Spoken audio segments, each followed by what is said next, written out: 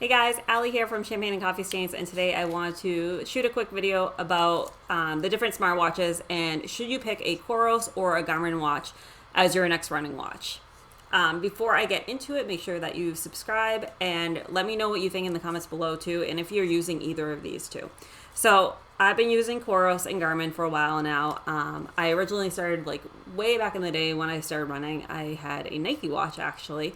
And then I upgraded to a Garmin, I think it was like 625. It was an orange and white one that was really, really cool. And the first time that I could actually get like inside stats on my running and things like that.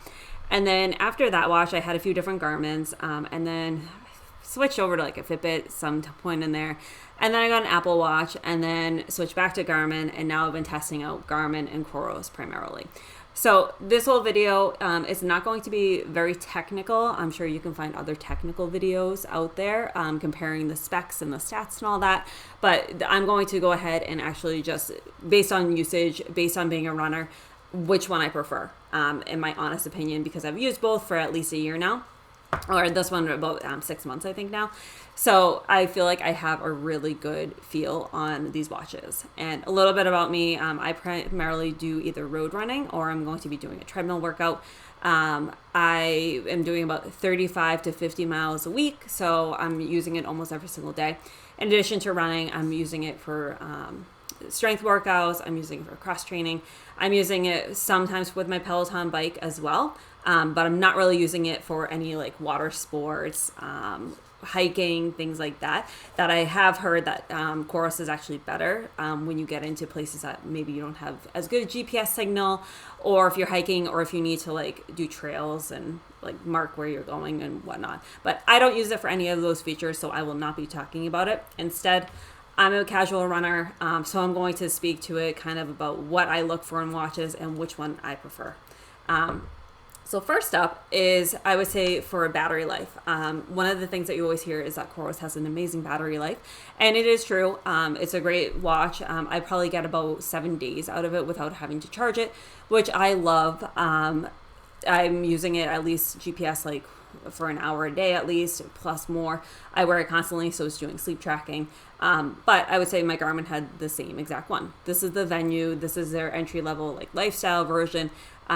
This I think cost me like $200. This one here is the Coros Apex 2 that just came out last year.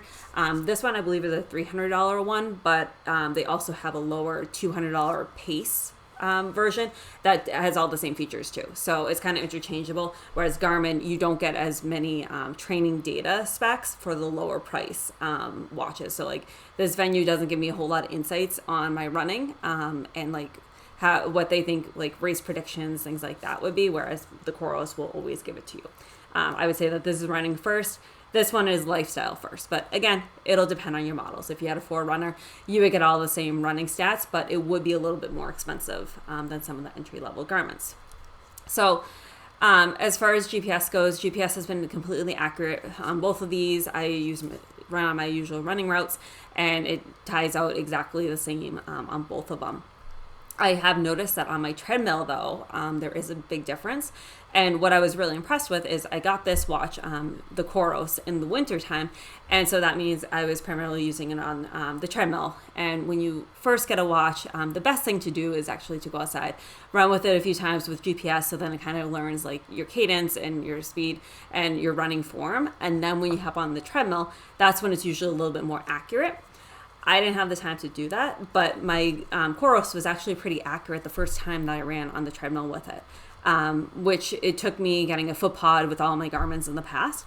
So that was kind of nice to see. I still did have to recalibrate it, and it didn't tie out exactly to what my what my treadmill would say, but it was really nice that at least it wasn't crazy off. The only times that it is really off, which is both true with the Garmin and the Coros, is going to be when I'm using incline or when I'm doing a speed workout.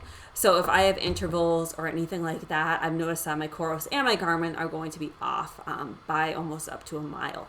So that's just something to be mindful of. As far as big features that Garmin has that Coros doesn't have, these are the two that really matter to me. Is one, the Garmin has live track. So what that is that when you go for a run, you can set it up so that a live link can be sent via email to anybody that you want. I think you can actually post on social media, but I'm not sure why you would do that.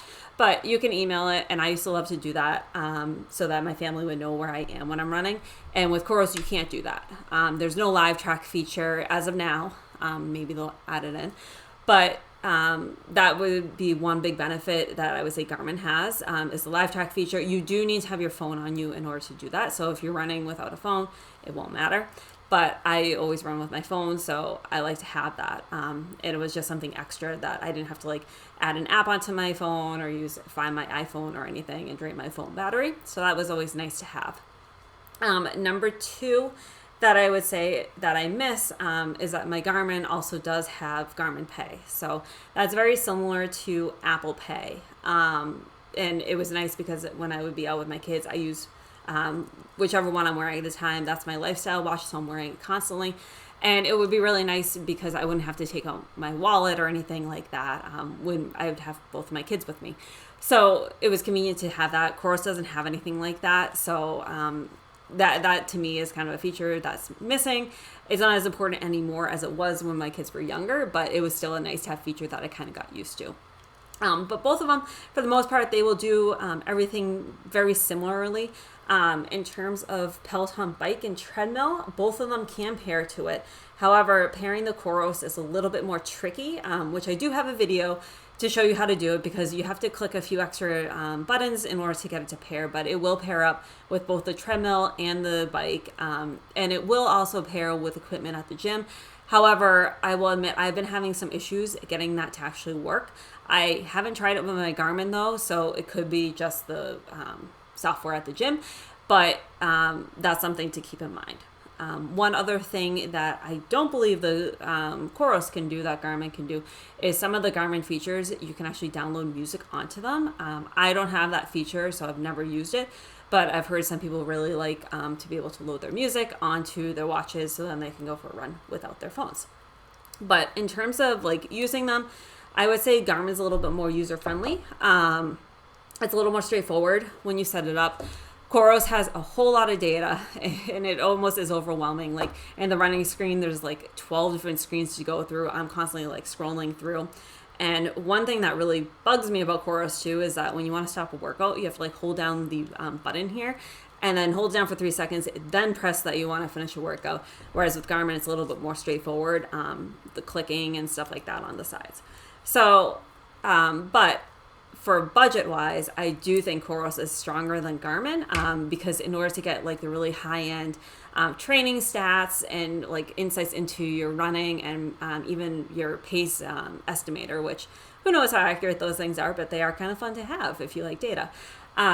You need to buy one of the higher end Garmins in order to get access to that. Whereas with Coros, this comes with you with entry level. So I would say between deciding on which ones you want, it really is going to be a personal choice. I would go based off of what features you need. If you're like me, you're a casual runner, you don't really need crazy insights, but kind of cool to have if you want it. I would say definitely go with the Coros.